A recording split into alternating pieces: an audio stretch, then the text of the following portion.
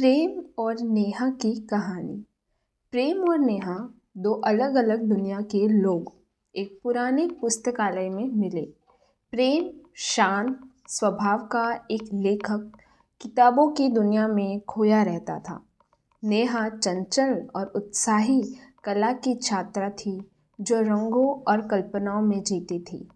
एक बरसात की शाम जब पुस्तकालय लगभग खाली हो चुका था, प्रेम ने नेहा को एक पुरानी कविता की किताब पढ़ते हुए देखा। नेहा की आंखों में चमक थी, जैसे वह कविता के शब्दों में खो गई हो। प्रेम को नेहा की यह मासूमियत भा गई।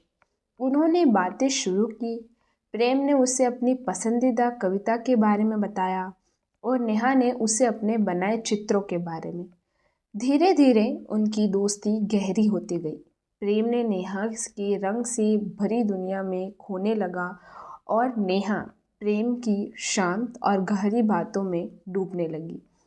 प्रेम को नेहा से प्यार हो गया, लेकिन वह अपनी भावनाओं को व्यक्त करने से डरता था। उसे लगता था कि नेहा जैसी चंचल लड़की उसके शांत और एकांत पसंद स्वभाव को नहीं समझ पाएगी। नेहा भी प्रेम की ओर आकर्षित थी, लेकिन वह भी अपनी भावनाओं को छुपा रही थी। एक दिन पुस्तकालय में कला प्रदर्शनी का आयोजन हुआ। नेहा ने अपने बनाए चित्र प्रदर्शित किए। प्रेम नेहा के चित्रों को देखकर हैरान रह गया। उसके चित्र में वही भावनाएं थी जो प्रेम अपनी कविता में व्यक्त करता था। प्रदर्शनी के अंत में प्रेम ने नेहा को एक कविता सुनाई जो उसने नेहा के लिए लिखी थी। कविता में उसने अपनी भावनाओं को व्यक्त किया था।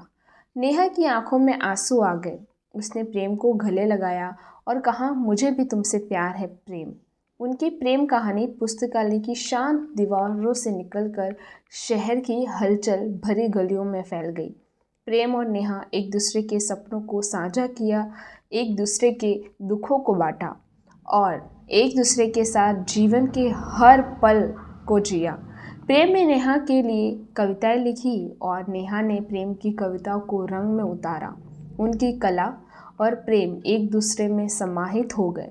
उन्होंने एक साथ एक छोटी सी आर्ट गैलरी खोली, जहां प्रेम की कविताएं और नेहा की चित्र प्रदर्शित होते थे। उनकी प्रेम कहानी एक प्रेरणा बन गई।